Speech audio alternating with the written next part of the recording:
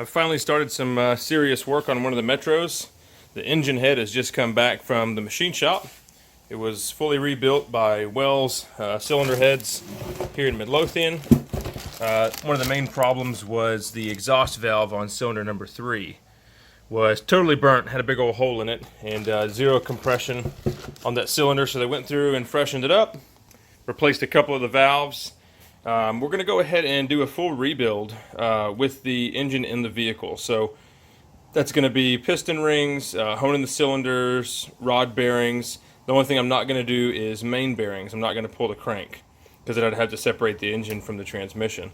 Which, I mean, whatever. I don't think we really need to do it. Rod bearings are usually the main things that start to go bad on these things.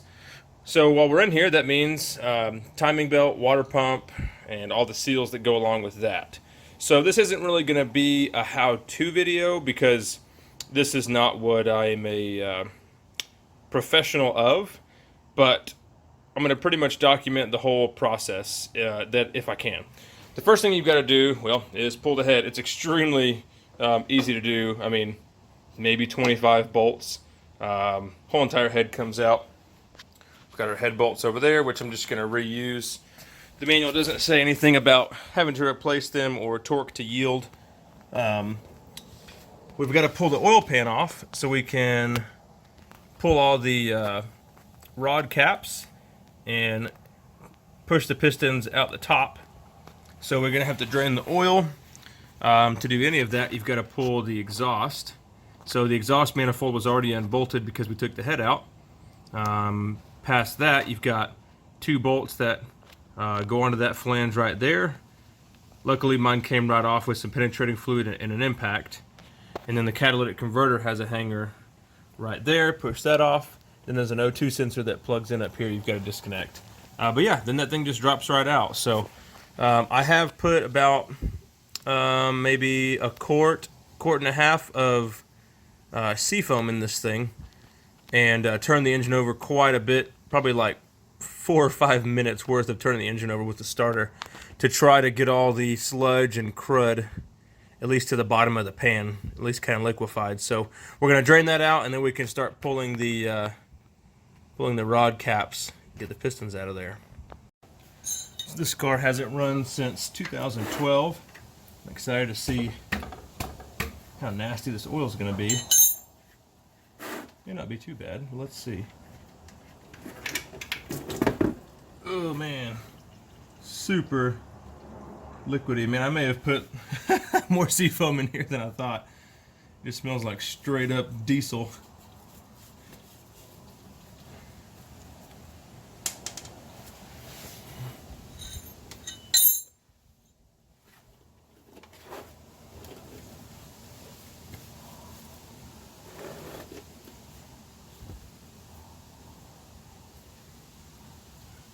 Yeah, there was a bunch of oil in there.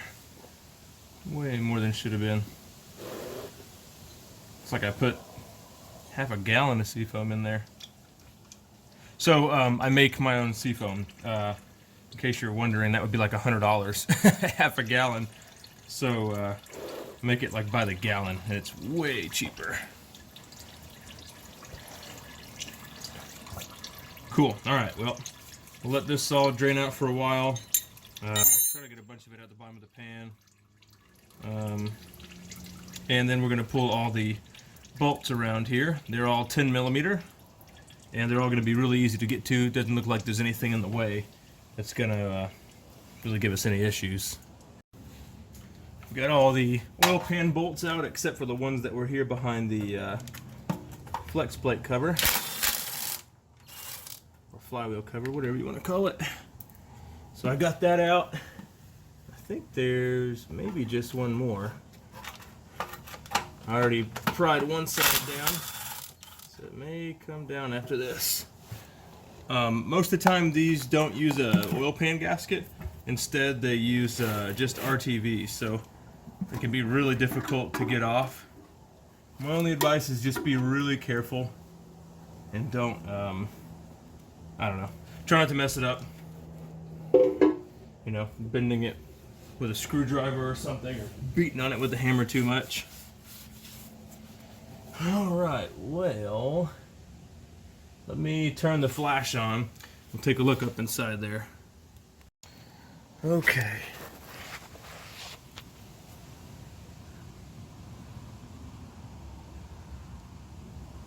Well, just right off the bat, I don't see any signs of superheated or overheated metal. Typically it would be like a black or at least a darker color than the rest of the metal, and you'd see it on the main caps or rod caps, but all of our rod caps look really good. So they've all got arrows pointing this direction. Over here is cylinder number 1. So we've got our mains, 1, 2, 3. Well, sorry, 4 where the oil pump is. 1, 2, 3, 4. We're not going to remove those. I'm only going to pull the rod caps here. So we'll pull those 2 bolts, tap off the rod cap, and then we can use a wooden dowel or piece of PVC or something, and we'll actually push the pistons up and pop them out at the top of the engine. So oil pickup looks good. Not a whole lot of crud or anything, so it's really nice to see. Alright, well, next up we got to get those caps pulled. Alright, I went ahead and pulled out the oil pickup tube and rotated the crank around just to see how it feels by hand. Whenever you're replacing rod bearings, main bearings, anything like that, you want to make sure that everything spins freely afterwards. So I wanted to kind of get a good reference of how it felt beforehand. I don't know if this engine's ever been apart before. So far I don't see any electro-penciling or stamps or anything like that that would indicate that it's been apart, but we will see. So if you haven't done this before, you want to make sure you keep everything together.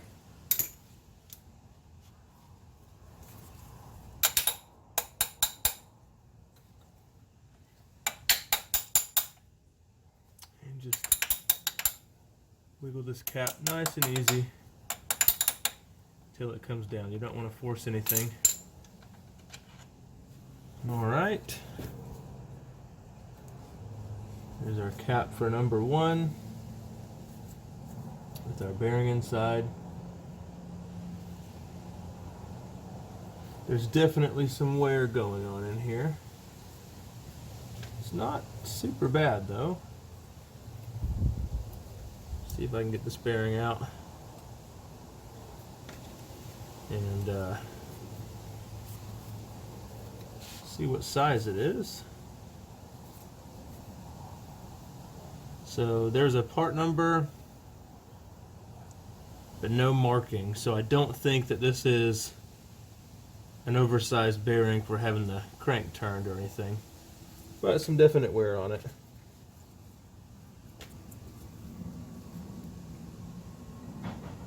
Nope, this is an original bearing for sure.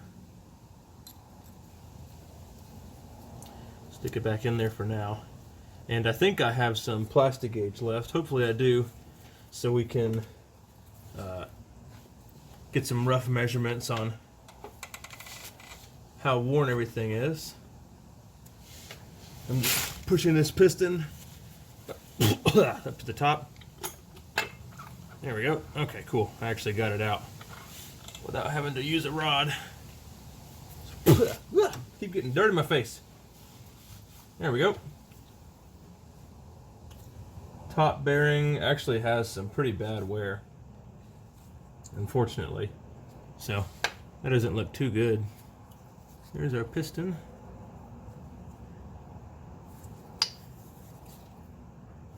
Looks like all standard stuff. Skirts don't really have any wear to them, so that's good. Alright, let's send that together.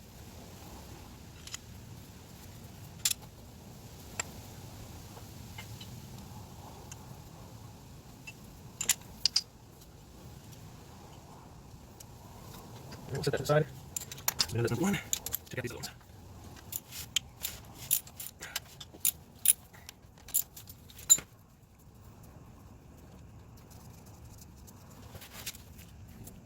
There's a camera on that. Rod number 2, yeah, so anywhere, but nothing crazy. Don't know if this engine will make any noise before or not, because it was too low on compression actually run. Top bearing looks better than cylinder number 1. No wear on the skirts, so that's good.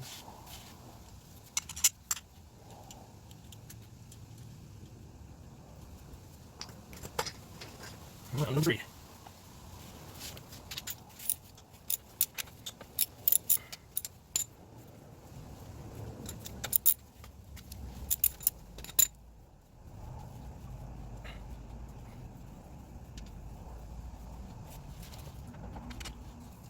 The bearing has some wear to it.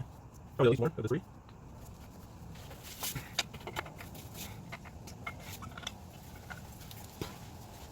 Same story here. Some wear, but not too bad.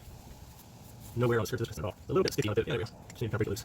Rings and stuff look good. I mean, physically, not measure anything. But cool. All right. Well, put these back together. We're gonna clean it up, clean the crank, and then we can start taking some measurements. Make sure everything's in spec. Get new piston rings installed. Cylinders are honed. We can vary rod bearings and stuff like that. When you take a plastic gauge measurement, everything has to be perfectly clean. So they get to clean it with alcohol, acetone, gasoline, something. I'll put these in here in a minute. Go ahead and get some of the main cord off of them. Okay. Just finished honing the cylinders out.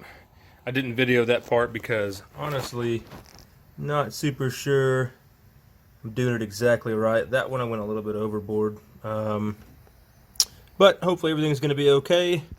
Next up, I'm going to clean up the piston rings, clean up the pistons and put the new rings in, and also put the new bearings in. So this is cylinder number 3, and the oil control ring, which is this bottom one, if I can get the camera to focus, moves around like it should. It's a little bit collapsed. Cylinder 1 and 2, this bottom ring is totally seized up and doesn't move at all, so that's no good. Definitely getting lots of blow by and lost performance because of that. So yep, anyway, so those two are bad. I'm not going to video the re-ringing and cleaning of these because it's just going to be time consuming. I'm really just going to take my time, make sure they're super clean, get them all back together, and then I'll put the bearings in. Well, pistons are in, got everything torqued down. I got some oil on the cylinder walls and rotated it around a good bit just in case I don't get the head back on anytime soon. Everything will have a good coating of oil on it. So now I've got to clean up the oil pan, clean up the bottom end. I'm going to go ahead and get that on at least, and then maybe I will do the water pump and the tensioner over there. I think I'll probably attack those next. So the pistons, I don't know if I honed them a little bit too much maybe, but they definitely had way more resistance going in. They just seemed like they popped right out like it was nothing. But we'll see how it goes. Everything looked pretty good. Crankshaft rotates nice and smooth. There's no rough spots. It is a lot more difficult to turn than before because of the piston rings and the honing, I think. But there's no like really tough spots, so that's a good thing.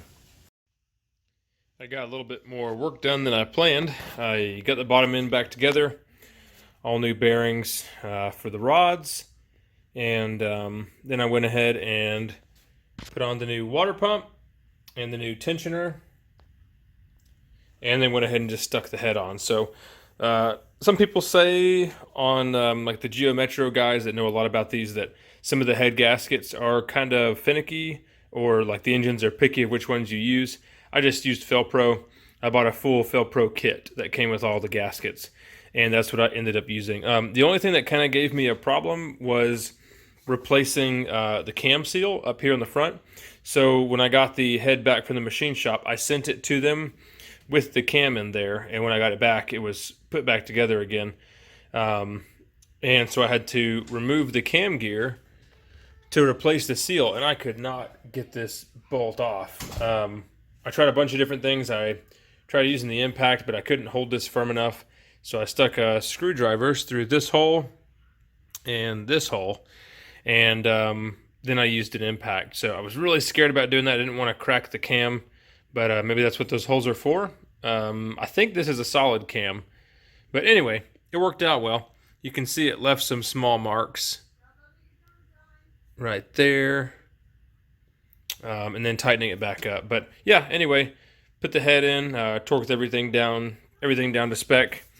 And then I replaced the gasket behind this little piece here because that was also taken off by the machine shop. Got the sensors back in. Now we just got to clean up my hardware, get the spark plugs back in, and we should be close to firing this thing up. Okay, so I don't usually do first start videos because a lot of times they don't work out well. But we're going to go ahead and start this thing up. I think I've got everything correct. We've got oil in the engine. We've got some coolant in there. I did go ahead and prime the engine. I turned it over for a good bit to make sure we've got oil everywhere. We're going to use a simple, just 5W30 cheap conventional oil for the break-in. What we're going to do here first, if the engine starts up and runs, is run it for 15 minutes or so until everything is up to operating temperature, and then let the car cool down completely. And then after that, check everything, check for leaks and stuff like that. Then we can go test drive it. And then engine break-in is going to be about 25 miles or so, if I can, of driving it pretty hard. So you don't want to lug the engine. You want to stay out of fifth gear for sure on an engine like this. But run it up pretty hard. I mean, you want to get on it to seat the rings.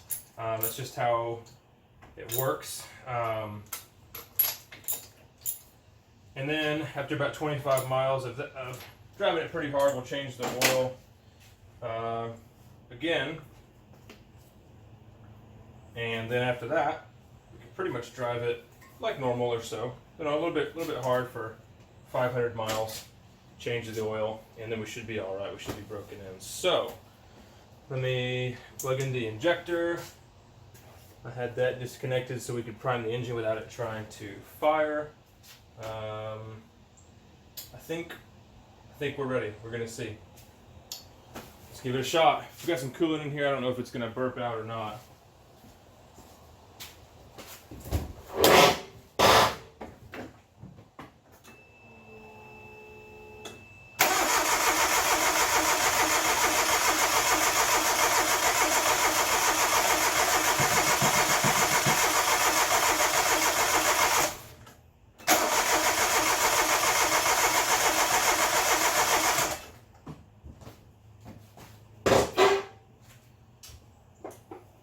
Well, compression sounds good. Let's see if we're getting fuel. Don't think we're getting fuel.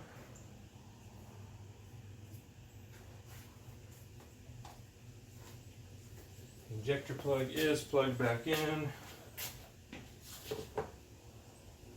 Oh, I figured it out. Okay. Oops. This is why I don't do first starts. So the camshaft position sensor wasn't plugged in. All right. Let's see how this goes.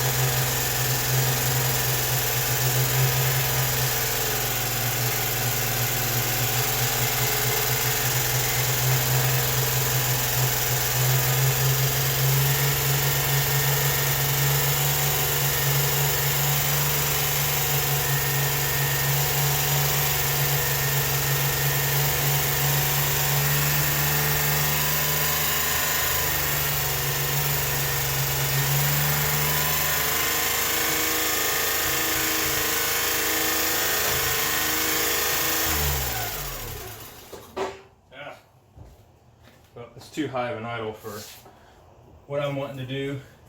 We've definitely got a vacuum leak somewhere, or the idle control valve is wigging out, which I think that's what it is. So there's the vacuum line for that guy. I'm going to try to cap it off.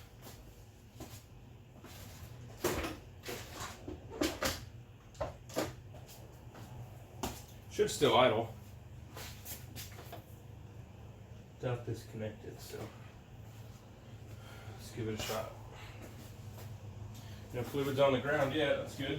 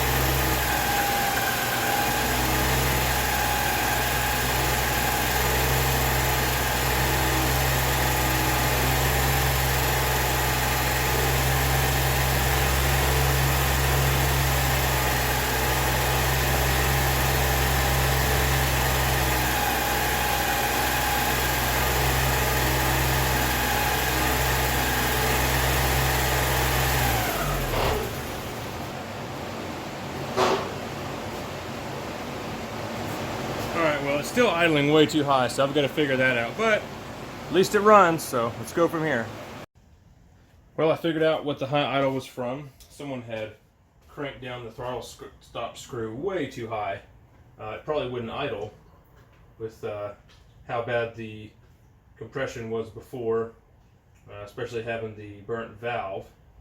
So I got that figured out, dropped it back down to where it should be. It's still a little bit high, but it may even out. Now I'm filling up the transaxle with gear oil. So this is 85-140. It is really hot where I live. It's constantly over 100 degrees. You can use 75, 140. You can also use a GL4. So we're going to put 2.5 quarts in here, and then should be able to go for our break-in drives, which is going to be, you know, driving it pretty hard down the road. Trying to keep the RPMs up. And my funnel is leaking here.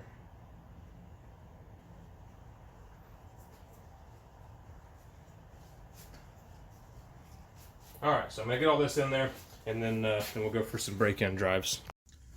Alright, need to get this thing out of the garage so we can clean the windows up at least.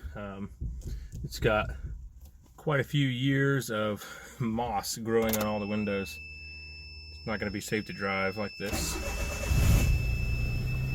Man, cranks right up and sounds good.